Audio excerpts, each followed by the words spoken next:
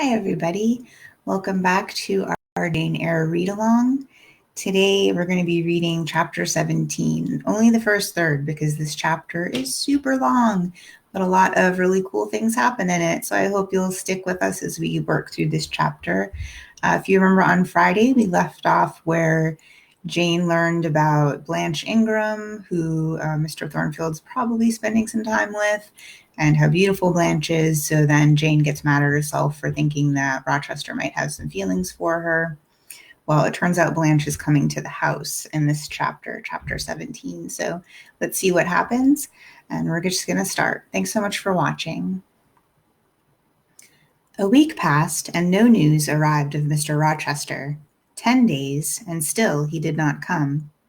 Mrs. Fairfax said she should not be surprised if he were to go straight from the Leas to London, and thence to the Continent, and not show his face again at Thornfield for a year to come. He had not unfrequently quitted it in a manner quite as abrupt and unexpected. When I heard this, I was beginning to feel a strange chill and failing at the heart. I was actually permitting myself to experience a sickening sense of disappointment. But, rallying my wits and recollecting my principles, I at once recalled my sensations to order, and it was wonderful how I got over the temporary blunder, how I cleared up the mistake of supposing Mr. Rochester's movements a matter in which I had any cause to take a vital interest. Not that I humbled myself by a slavish notion of inferiority. On the contrary, I just said, "You have nothing to do with the master of Thornfield, further than to receive the salary he gives you for teaching his protege, and to be grateful for such respectful and kind treatment as, if you do your duty, to have a right to expect at his hands. Be sure that it is the only tie he seriously acknowledges between you and him, so don't make him the object of your fine feelings, for your raptures, agonies, and so forth. He's not of your order. Keep to your caste, and be too self-respecting to lavish the love of the whole heart, soul, and strength, where such a gift is not wanted and would be despised." I went on with my day's business tranquilly, but ever and anon vague suggestions kept wandering across my brain of reasons why I should quit Thornfield, and I kept involuntarily framing advertisements and pondering conjectures about new situations. These thoughts I did not think it necessary to check. They might germinate and bear fruit if they could. Mr. Rochester had been absent upwards of a fortnight when the post brought Mrs. Fairfax a letter. "It is from the master," said she, as she looked at the direction. "Now I suppose we shall know whether we are to expect his return or not." And while she broke the seal and perused the document, I went on taking my coffee. We were at breakfast. It was hot, and I attributed to that circumstance a fiery glow which suddenly rose to my face. When my hand shook, why my hand shook, and why I involuntarily spilt half the contents of my cup into my saucer, I did not choose to consider. "Well, I sometimes think we are too quiet, but we run a chance of being busy enough now, for a little while at least," said Mrs. Fairfax, still holding the note before her spectacles. Here I permitted myself to request an explanation. I tied the string of Adele's pinafore, which happened to be loose. Having helped her also to another bun and refilled her mug with milk, I said, nonchalantly, "Mr. Rochester is not likely to return soon, I suppose?" "Indeed he is, in 3 days, he says. That will be next Thursday, and not alone either. I don't know how many of the fine people at the Leas are coming with him. He sends directions for all the best bedrooms to be prepared, and the library and drawing rooms are to be cleaned out, and I am to get more kitchen hands from the George Inn at Millcote, or from wherever else I can, and the ladies will bring their maids and the gentlemen their valets, so we shall have a full house of it." And Mrs. Fairfax swallowed her breakfast and hastened away to commence operations. The 3 days were, as she had foretold, busy enough. I had thought all the rooms at Thornfield beautifully clean and well arranged, but it appears I was mistaken. 3 women were got to help, and such scrubbing, such brushing, such washing of paint and beating of carpets, such taking down and putting up of pictures, such polishing of mirrors and lustres, such lighting of fires in bedrooms, such airings of sheets and feather beds on hearths, I never beheld either before or since. Adele ran quite wild in the midst of it. The preparations for company and the prospect of their arrival seemed to throw her into ecstasies. She would have Sophie to look over all her toilettes, as she called her frocks, to furbish up any that were passé, and to air and arrange the new. For herself, she did nothing but caper about in the front chambers, jump on and off the bedsteads, and lie on the mattresses and piled up bolsters and pillows before the enormous fires roaring in the chimneys. From school duties she was exonerated. Mrs. Fairfax had pressed me into her service, and I was all day in the storeroom helping, or hindering, her and the cook, learning to make custards and cheesecakes and French pastry, to truss game and garnish dessert dishes. The party were expected to arrive on Thursday afternoon, in time for dinner at 6. During the intervening period I had no time to nurse chimeras, and I believe I was as active and gay as anybody, Adele excepted. Still, now and then, I received a damping check to my cheerfulness, and was, in spite of myself, thrown back on the region of doubts and portents and dark conjectures. This was when I chanced to see the third-story staircase door, which of late had always been kept locked, open slowly and give passage to the form of Grace Poole in a prim cap, white apron, and handkerchief. When I watched her glide along the gallery, her quiet tread muffled in a list slipper, when I saw her look into the bustling topsy-turvy bedrooms, just say a word, perhaps, to the charwoman about the proper way to polish a grate, or clean a marble mantelpiece, or take stains from papered walls, and then pass on. She would thus descend to the kitchen once a day, eat her dinner, smoke a moderate pipe on the hearth, and go back, carrying her pot of porter with her, for her private solace, in her own gloomy upper haunt. Only 1 hour in the 24 did she pass with her fellow servants below. All the rest of her time was spent in some low-ceiled oaken chamber of the third story. There she sat and sewed, and probably laughed drearily to herself, as companionless a prisoner in his dungeon. The strangest thing of all was that not a soul in the house, except me, noticed her habits, or seemed to marvel at them. No one discussed her position or employment. No one pitied her solitude or isolation. I once, indeed, overheard part of a dialogue between Leah and one of the charwomen, of which Grace formed the subject. Leah had been saying something I had not caught, and the charwoman remarked, "She gets good wages, I guess?" "Yes," said Leah. "I wish I had as good, not that mine are to complain of. There's no stinginess at Thornfield, but they're not 1/5 of the sum Mrs. Poole receives, and she is laying by. She goes every quarter to the bank at Millcote. I should not wonder, but she has saved enough to keep her independent if she liked to leave. But I suppose she's got used to the place, and then she's not 40 yet, and strong and able for anything. It is too soon for her to give up business. She is a good hand, I dare say," said the charwoman. "Ah, she understands what she has to do. Nobody better," rejoined Leah significantly. "And it is not everyone that could fill her shoes, not for all that money she gets."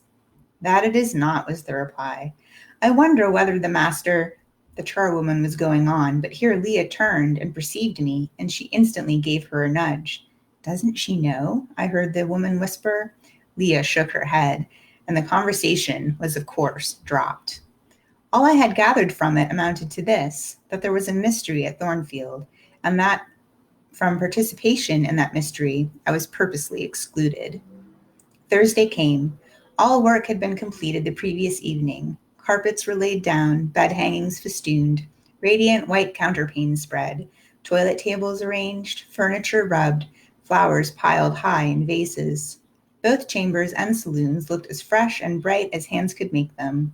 The hall, too, was scoured, and the great carved clock, as well as the steps and banisters of the staircase, were polished to the brightness of glass. In the dining room, the sideboard flashed resplendent with plate, and the drawing room and boudoir, vases of exotics bloomed on all sides. Afternoon arrived. Mrs. Fairfax assumed her best black satin gown, her gloves, and her gold watch, for it was her part to receive the company, to conduct the ladies to their rooms, etc. Adele, too, would be dressed, though I thought she had little chance of being introduced to the party that day at least. However, to please her, I allowed Sophie to apparel her in one of her short, full muslin frocks. For myself, I had no need to make any change. I should not be called upon to quit my sanctum of the schoolroom, for a sanctum it was now become to me, a very pleasant refuge in a time of trouble. It had been a mild, serene spring day, one of those days which, towards the end of March or the beginning of April, rise shining over the earth as heralds of summer. It was drawing to an end now, but the evening was warm, and that was my cat jumping on the table. And I sat at work in the schoolroom with the window open. "It gets late," said Mrs. Fairfax, entering the rustling state. "I'm glad I ordered dinner an hour after the time Mr. Rochester mentioned, for it is past 6 now. I have sent John down to the gates to see if there is anything on the road. One can see a long way thence in the direction of Millcote." She went to the window. "Here he is," she said. "Well, John," leaning out, "any news?" "They're coming, ma'am," was the answer. "They'll be here in 10 minutes. Adele flew to the window. I followed, taking care to stand on one side so that, screened by the curtain, I could see without being seen. The 10 minutes John had given seemed very long, but at last wheels were heard. 4 equestrians galloped up the drive, and after them came 2 carriages. Fluttering veils and waving plumes filled the vehicles. 2 of the cavaliers were young, dashing-looking gentlemen. The third was Mr. Rochester, on his black horse, Pilot bounding before him. At his side rode a lady, and he and she were the first of the party. Her purple riding habit almost swept the ground. Her veil streamed long on the breeze, mingling with its transparent folds, and gleaming through them shone rich raven ringlets. "Miss Ingram!" exclaimed Mrs. Fairfax, and away she hurried to her post below. The cavalcade, following the sweep of the drive, quickly turned the angle of the house, and I lost sight of it. Adele now petitioned to go down, but I took her on my knee and gave her to understand that she must not on any account think of venturing in sight of the ladies, either now or at any other time, unless expressly sent for, that Mr. Rochester would be very angry, etc. Some natural tears she shed on being told this, but as I began to look very grave, she consented at least to wipe them. A joyous stir was now audible in the hall. Gentlemen's deep tones and ladies' silvery accents blent harmoniously together, and distinguishable above all, though not loud, was the sonorous voice of the master of Thornfield Hall, welcoming his fair and gallant guests under its roof. Then light steps ascended the stairs, and there was a tripping through the gallery, and soft cheerful laughs, and opening and closing doors, and, for a time, a hush. "They're changing their dresses," said Adele, who, listening attentively, had followed every movement, and she sighed. "Don't you feel hungry, Adele?" "Oui, mademoiselle. It's been 5 or 6 hours since we've eaten." "Well now, while the ladies are in their rooms, I will venture down and get you something to eat." And issuing from my asylum with precaution, I sought a back stairs which conducted directly to the kitchen. All in that region was fire and commotion. The soup and fish were in the last stage of projection, and the cook hung over her crucibles in a frame of mind and body threatening spontaneous combustion.